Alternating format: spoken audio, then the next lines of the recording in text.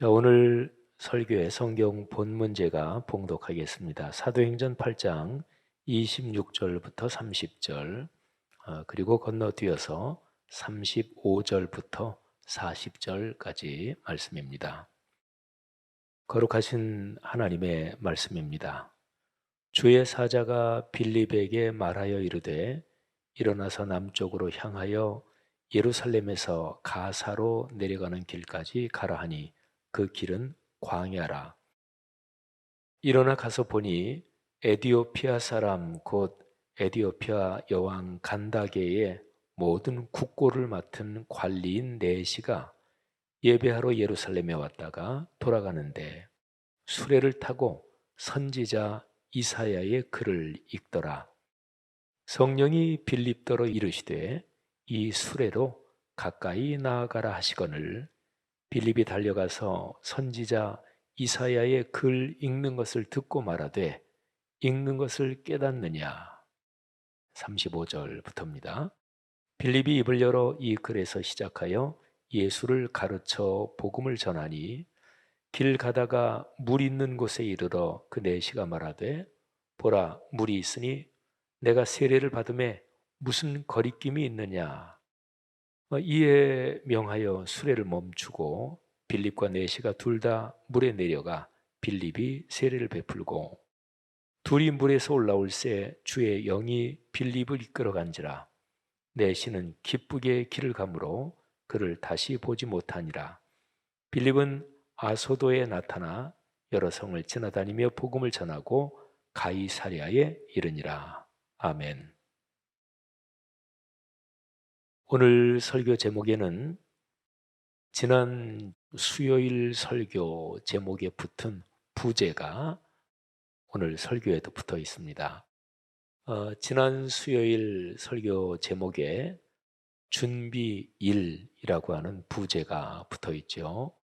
그리고 오늘 설교 제목에는 준비 2, 그러니까 본 제목이 선취된 땅끝 이러고 나서 대쉬하고 준비 2 이렇게 제목이 붙어 있습니다. 수요 예배 설교의 제목에 당분간 계속해서 이 표현이 제목 다음에 붙을 것입니다. 목적지는 사도행전 15장의 사건입니다. 여기에 기독교 2000년 역사에서 아주 중요한 회의가 나옵니다. 예루살렘 회의라고 표현합니다. 이 회의에서 어떻게 결정이 내려지느냐에 따라서 초기 교회의 상황이 아주 크게 달라질 것이었습니다. 하나님께서 15장의 이 회의를 염두에 두시고 그리고 사도행전 8장부터 하나하나 준비해 나가시는 그런 맥락을 우리 사도행전을 쭉 따라가면서 한번 볼 겁니다.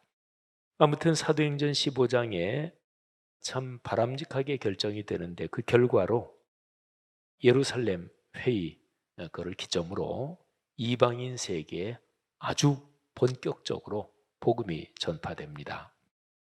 자, 제목에 대한 것 또 준비라는 부제가 이제 계속해서 몇 번 붙을 텐데 여기에 대한 거는 이 정도로 말씀드리면 충분할 것 같습니다.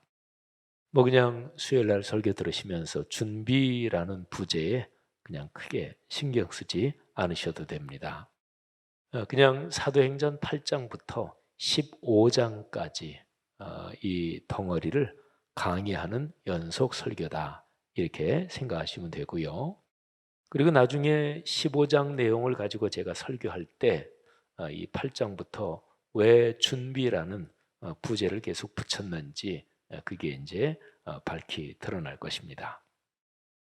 자, 사도행전 이야기에서 굉장히 여러 사람이 나오는데 빌립 집사님이 아주 특별하게 중요한 분입니다.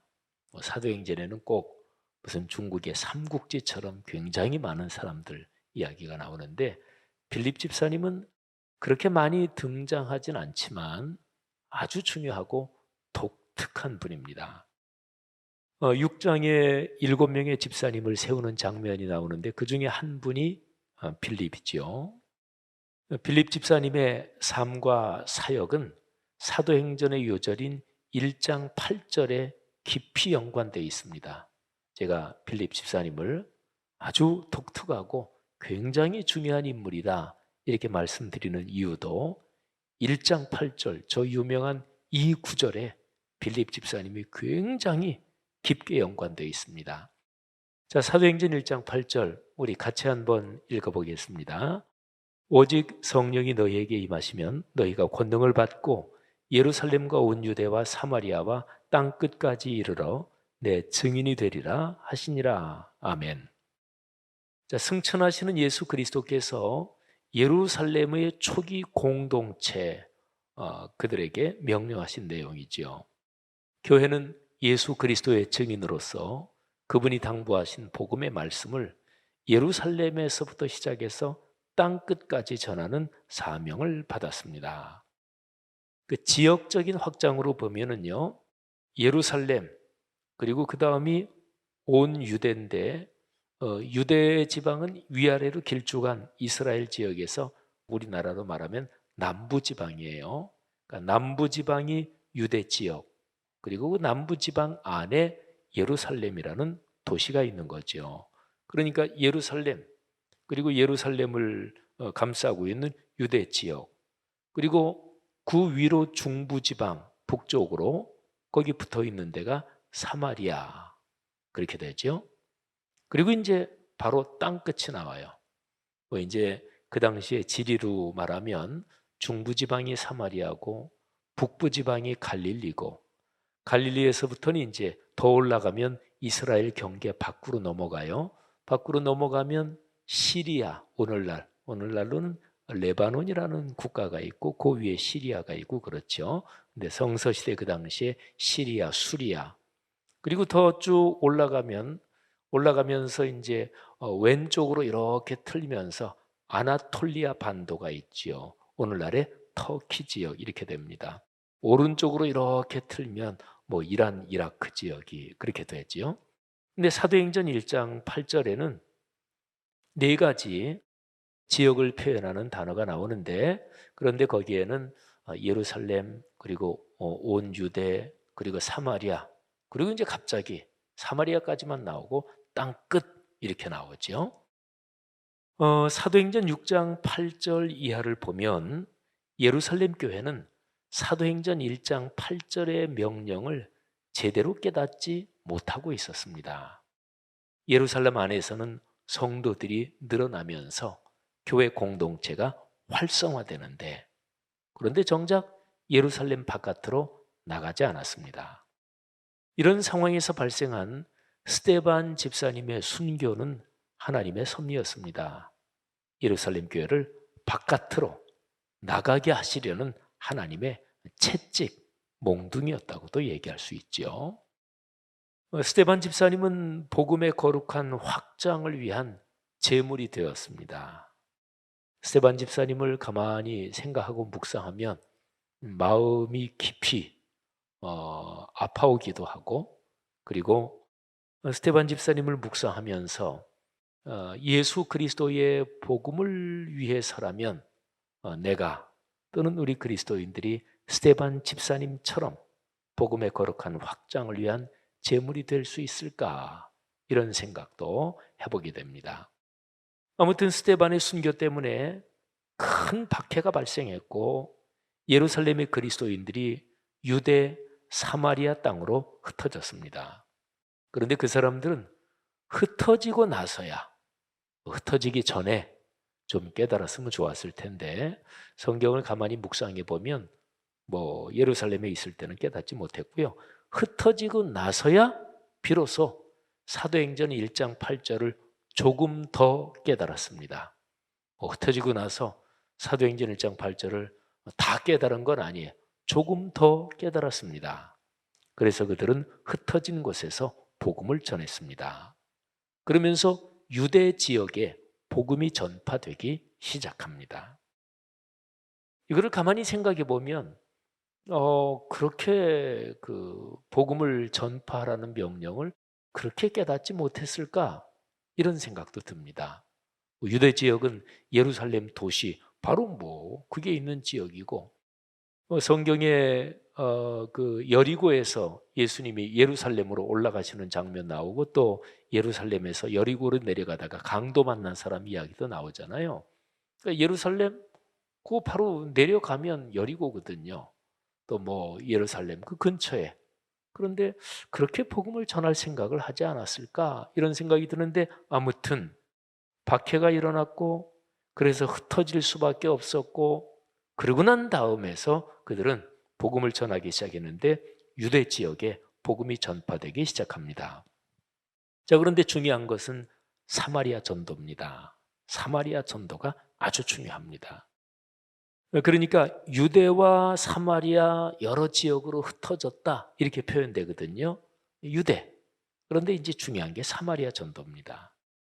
예루살렘에 있는 그리스도인들은 거의 대부분이 유대인입니다.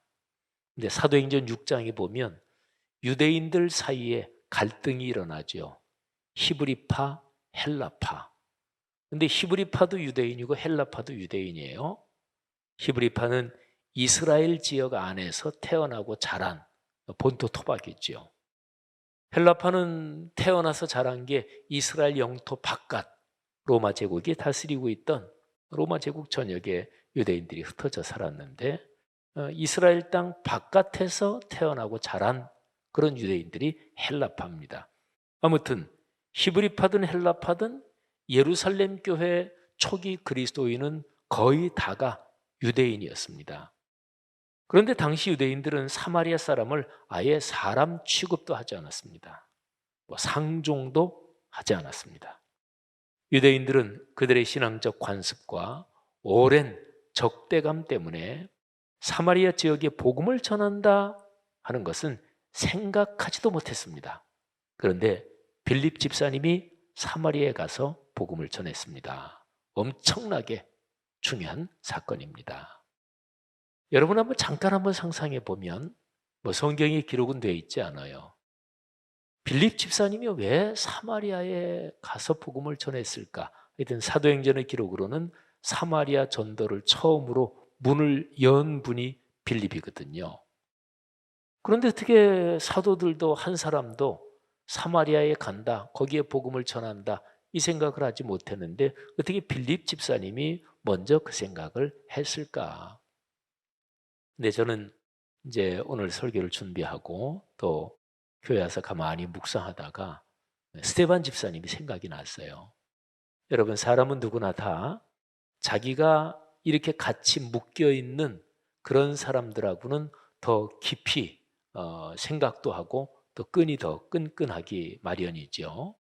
뭐 예를 들면 제가 이제 신학교 졸업할 때 입학이나 졸업 동기들, 그건 아무래도 평생 우리 목회자들은 신학교 졸업하고 평생 교단 범위 안에서 살아가기 때문에 입학 동기, 뭐 졸업 동기 이런 게 굉장히 중요합니다.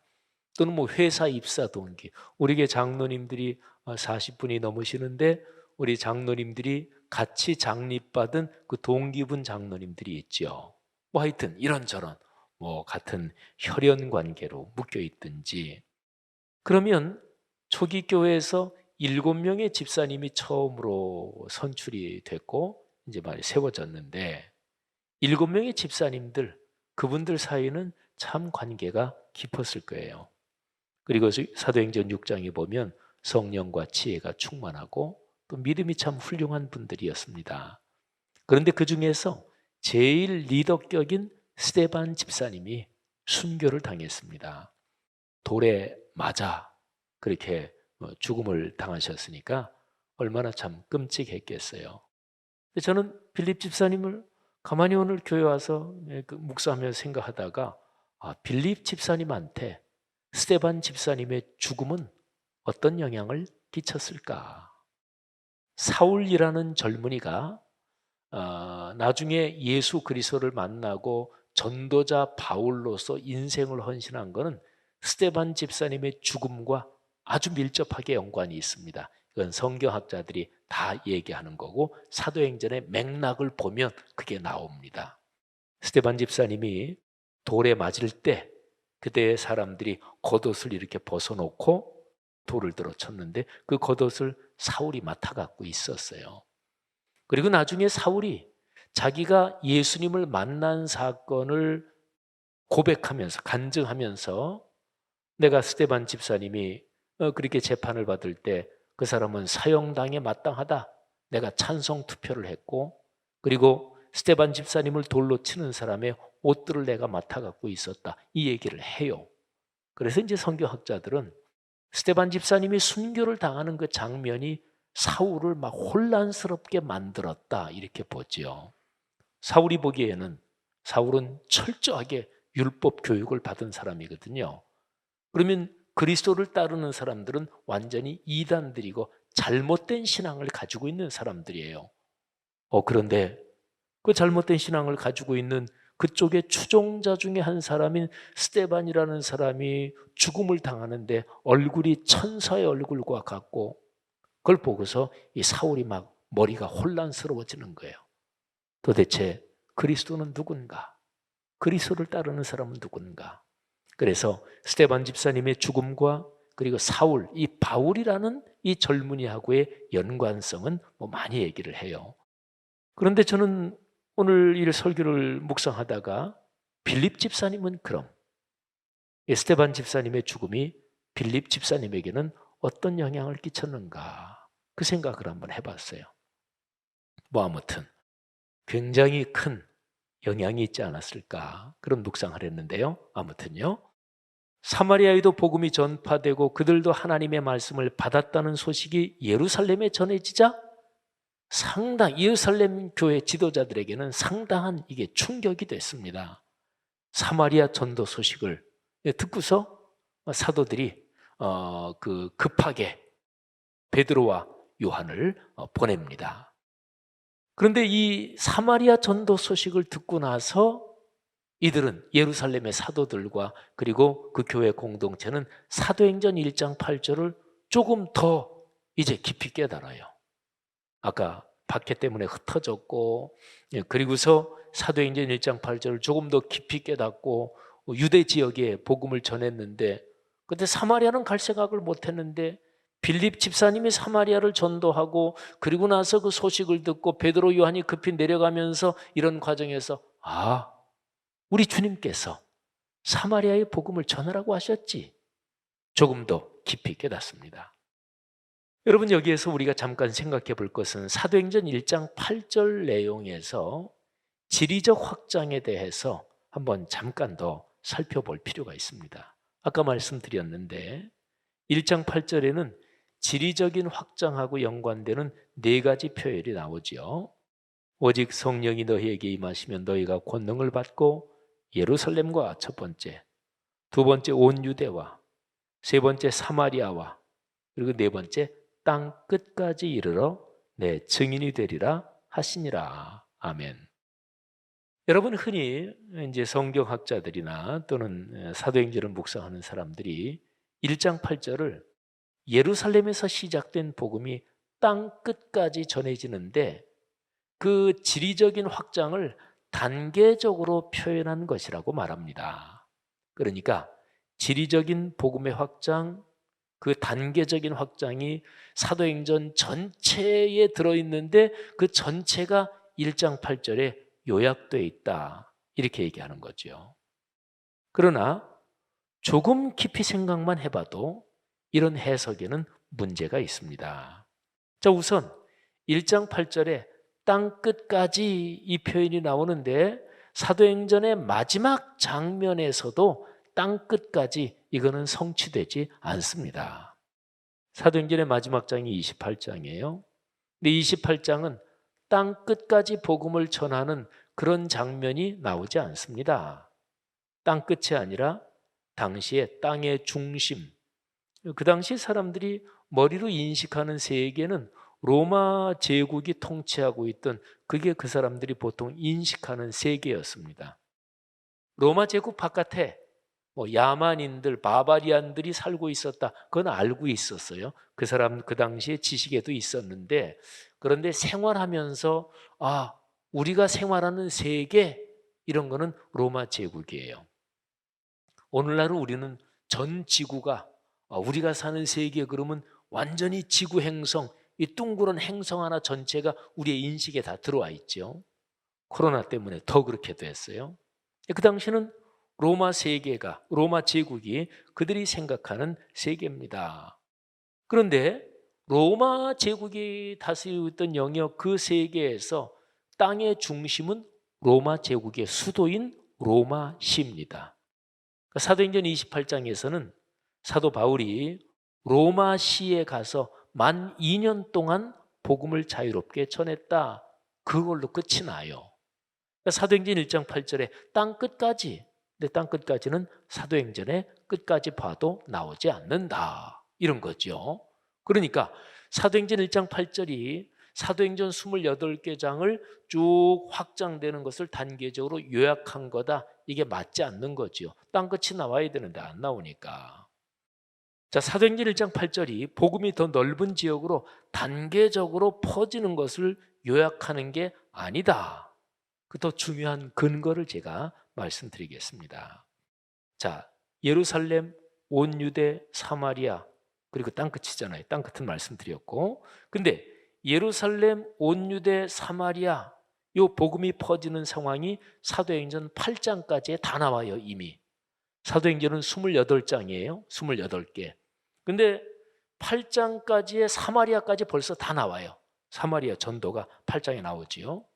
그러면 9장부터 28장까지 이 굉장히 많은 분량이 사도행전 1장 8절에는 없는 거잖아요. 그죠? 물론 땅 끝까지 이 표현에 뭐 9장부터 28장 그 내용이 다 포함된다. 뭐 이렇게도 얘기할 수는 있겠지요. 그러나 사도행전 이야기를 보면 우리가 많이들 성경 조금 아시는 분들은 아시는 것처럼 사도행전에는 사도 바울의 전도 여행이 1차 전도 여행, 2차 전도 여행, 3차 전도 여행이 나오고요. 그러고 나서 마지막에는 사도 바울이 로마까지 배를 타고 호송되는 장면이 나와요. 이거는 죄수의 몸으로 피의자신 분으로 호송되는 거지만 의미로 보면 4차 전도 여행 이렇게도 얘기할 수 있어요. 근데 이런 게 굉장히 중요하거든요. 그리고 이 전도 여행의 과정에서요, 예수 그리스도의 복음이 당시에 소아시아 지역 그리고 유럽 지역으로 퍼져가는 과정이 쭉 기록이 되어 있습니다. 사도행전 1장 8절이 지리적인 면에서 복음이 단계적으로 확장되는 표현이라면 적어도 소아시아, 그 아시아하고 유럽이 거기에 들어있어야 맞습니다. 그러니까 예루살렘과 온 유대와 사마리아와 아시아와 유럽과 그리고 뭐 땅끝까지 이렇게 되면 그러면 1장 8절이 사도행전 28개 장을 전체를 압축한 거다 이렇게 볼 수가 있는데 그렇지 않단 말이죠. 자, 그러면 사도행전 1장 8절을 어떻게 이해해야 하나요? 자, 이 구절에 나오는 네 가지 표현이 지리적인 확장에 연관됐다. 그거는 절반은 맞습니다. 그런데 단계적인 확장, 이거는 아닙니다. 자, 네 가지 표현이 지리적 확장과 연관해서 절반은 맞다. 그런 거는 앞에 두 가지 때문에 그래요. 예루살렘과 온 유대. 뭐 유대가 예루살렘을 둘러싸고 있는 지역이니까. 그러니까 예루살렘. 그리고 지리적으로도 확장돼서 온 유대. 이런 거는 맞습니다. 그러니까 예루살렘이나 유대나 유대교 문화권이거든요. 그러니까 같은 문화권에 복음을 전한다. 이게 예루살렘과 온 유대입니다. 그런데 세 번째 나오는 사마리아는 굉장히 다릅니다. 제가 아까 이미 예비적으로 설명을 드렸어요. 유대인과 사마리아인은 상종도 하지 않았습니다. 그러니까 유대인들에게 사마리아는 다른 문화권이었어요. 뭐 다른 정도가 아닙니다. 유대인이 이방인을 지옥의 땔감 정도로 그렇게 여겼는데 사마리아 사람은 이방인보다 더 경멸했습니다. 유대인에게 사마리아는 절대로 용납될 수 없는 문화권, 어떤 일이 있어도 만나지 말아야 하는 철저하게 이질적이고 반유대적인 문화권이 사마리아였습니다. 만일 유대인이 거기에 간다면, 사마리아에 간다면 다른 그 어디든 가지 못할 곳은 없습니다. 그러니까 사마리아보다 더 가기 힘든 곳은 세상 천지에 어디에도 없습니다. 자, 이 점이 중요합니다. 예루살렘의 유대인 그리스도인들에게 사마리아는 바로 그런 곳입니다. 자, 그러니까 예루살렘에서 온 유대, 그리고 유대에서 유대 지역 바로 북쪽에 붙어 있는 지역이 사마리아니까 유대에서 조금 더 지리적으로 확장된다, 그게 아니라는 것을 아시겠죠.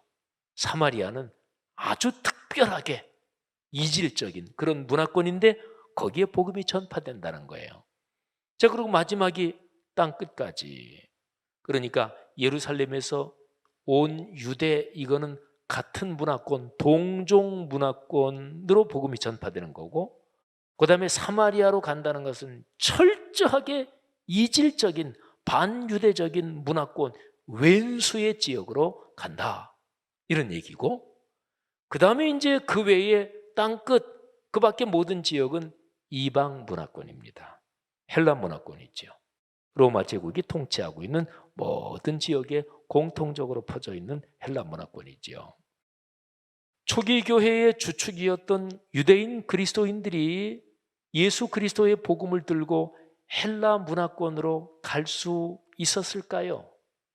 물론입니다. 얼마든지 갈 수 있어요. 왜요? 사마리아도 갔잖아요. 사마리아도 갔는데 그 다음에는 세상에 못 갈 곳이 어디 있겠어요. 자, 그러면 이렇게 정리할 수 있습니다.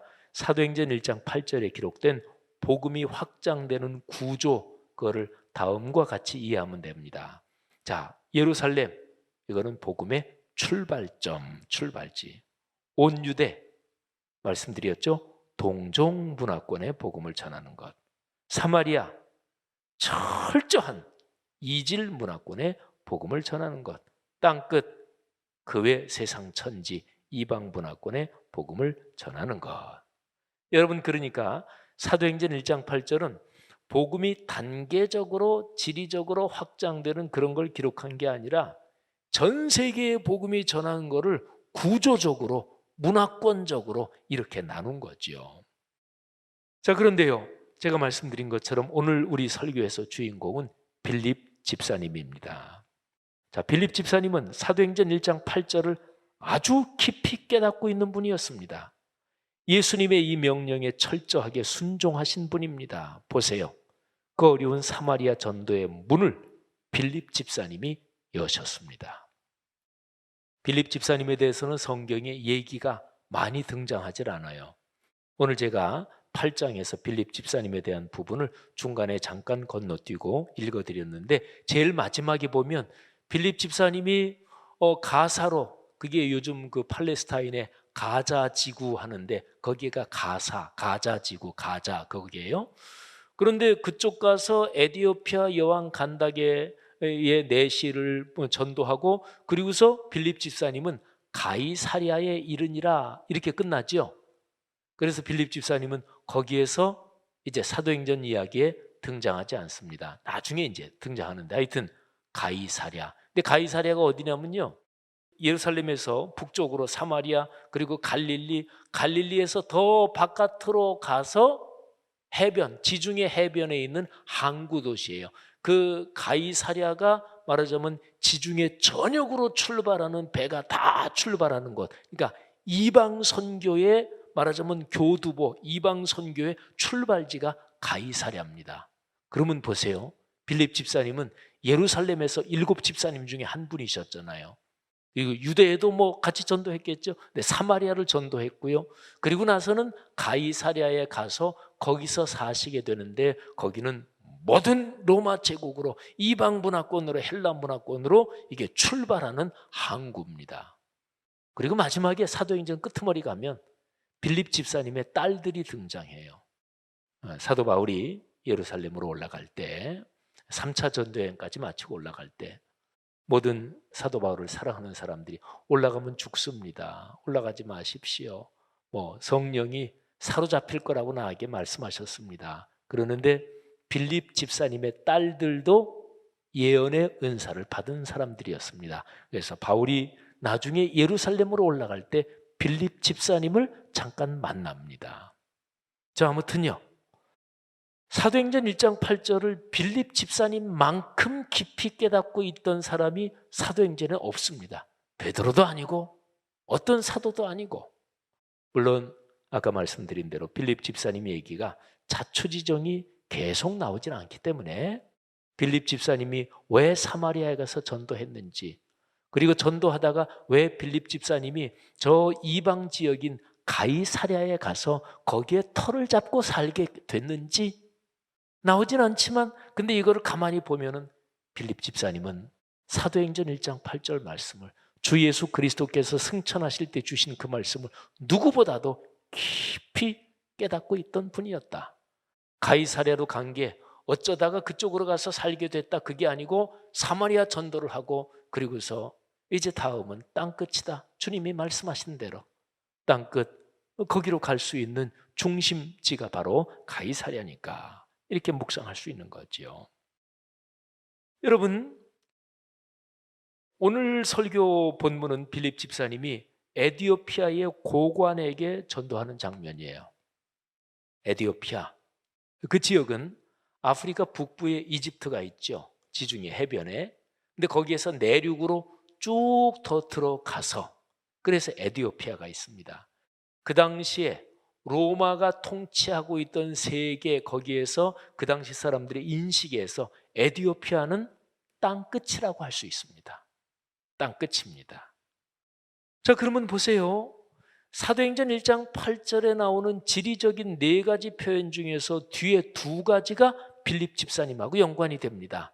사마리아와 땅끝까지. 사도행전 28장까지 가도 땅끝까지 복음을 전하는 장면은 나오지 않아요. 그런데 이 빌립 집사님의 전도, 거기에서 이 땅끝이 중간에 갑자기 한번 툭 나오는 거예요. 사도행전의 마지막은 모든 길이 로마에서 시작된다, 바로 그 로마시 전도로 끝납니다. 이렇게 보면 사도행전은 미완성이에요. 사도행전 1장 8절, 거기에 땅끝이 나오는데 땅끝 전도가 아직 안 나오니까 사도행전은 미완성으로 끝나는 거죠. 그러나 바로 거기 로마에서 당시 세계 모든 곳으로 뚫린 길을 통하여 복음이 땅끝까지, 땅 중심에서 땅끝까지 전파되기 시작하는 거지요. 그러니까 사도행전의 마지막은 새로운 복음 전도의 시작을 강하게 예고하는 장면으로 끝나는 것입니다. 영화나 소설로 생각한다면 굉장히 아주 감동적인 그런 엔딩 기법이라고도 볼 수 있습니다. 자, 그런데요, 사도행전 중간에 땅끝 전도가 에피소드처럼 잠깐 등장하는 거예요. 바로 빌립 집사님의 에디오피아 여왕의 재정을 맡은 아주 굉장히 고위직이죠. 빌립 집사님이 그 사람을 전도하는 장면, 아까 말씀드렸잖아요. 에디오피아는 그 당시로 말하면 땅끝 중에 하나입니다. 그러니까 빌립 집사님의 에디오피아 고관 전도를 통하여 땅끝 전도가 미리 맛보기로 이루어집니다.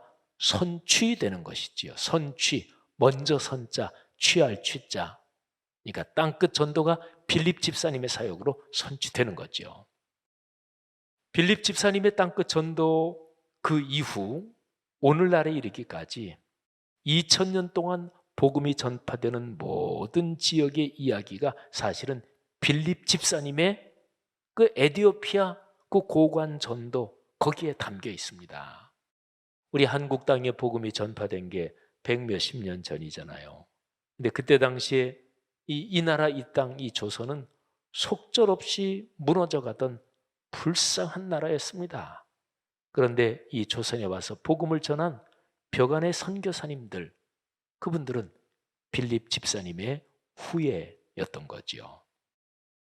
오늘날 온 세계 오지에 가서 복음을 전하고 있는 한국교회 선교사님들, 그분들은 또 빌립 집사님의 후예들이죠. 선교를 위해서 간절히 기도하면서 매달 10,000원 또는 2, 3만 원을 꾸준히 헌금하시는 분들, 빌립 집사님의 후예들이죠. 어떤 일 때문에 여윳돈이 생겼을 때 갑자기 계속 선교하고 기도하던 그게 생각이 나서 주님을 사랑하는 마음으로 이거는 헌금해야 되겠다, 그런 분들 역시 또 빌립 집사님의 후예들이죠. 사랑하는 여러분, 저는 오늘 설교에서 사도행전 1장 8절의 구조를 설명을 드렸고요. 그리고 가만히 사도행전을 보니까 와, 빌립 집사님처럼 사도행전 1장 8절 우리 주 예수 그리스도께서 승천하시면서 주신 명령을 그분처럼 정확하게 이해하고 있는 분이 계시지 않습니다. 사도행전 전체 다 봐도 여러분과 제가 주님을 섬기며 사는 것은 오랜 옛날 우리 신앙의 선배들 중 누가 선취해 놓은 그 복음 전도 덕분입니다. 그러니까 뭐 쭉 이으면 빌립 집사님 같은 그런 분이 복음 전파, 땅끝 전도를 선취해 놓은 그 덕분으로 복음이 또 우리에게까지 이어진 거 아니겠어요? 그리스도인 누구라도 내가 처음으로 하는 건 없습니다. 전도서 말씀처럼 해 아래 새 것이 없지요. 모든 것은 하나님의 은혜고요. 우리보다 먼저 길을 여시고 걸어가신 선배들 덕분입니다. 이런 것을 깨달을 때 우리는 겸손이 무엇인지를 압니다. 그리고 삶이 무엇인지 보이기 시작합니다. 빌립 집사님을 통해서 거룩한 일을 준비하시고 이루어 가신 분이 하나님이시거든요. 하나님께서 여러분을 통해서도 그렇게 일하시고 또 여러분의 삶의 여정을 이끌어 가시기를 주님의 이름으로 축복합니다. 요즘 코로나 때문에 또는 코로나가 아니더라도 코로나 이전에는 삶이 어렵지 않았나요? 삶이라는 것은 원래 다 어렵고 늘 살아가면서 문제가 생기기도 하고 또 문제를 해결해 가고 삶이 다 그런 거 아니겠어요?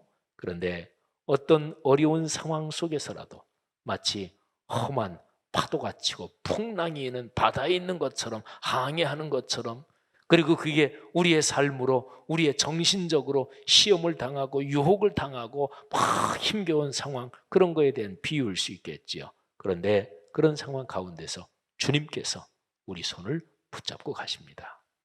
빌립 집사님, 스데반 집사님의 죽음이 빌립 집사님에게는 어떤 영향을 끼쳤을까? 빌립 집사님에게는 어떤 의미였을까? 그 얘기를 제가 잠깐 했는데 그런데 빌립 집사님의 삶의 여정에 늘 스데반 집사님의 순교당하시는 장면이 빌립 집사님의 마음에 늘 있지 않았을까? 저는 그런 생각을 잠깐 해봤어요. 그러면서 복음을 전하고 그리스도인으로 살면서 어려운 상황이 닥칠 때마다 아마 빌립 집사님은 스데반 집사님의 순교를 생각했을 것입니다.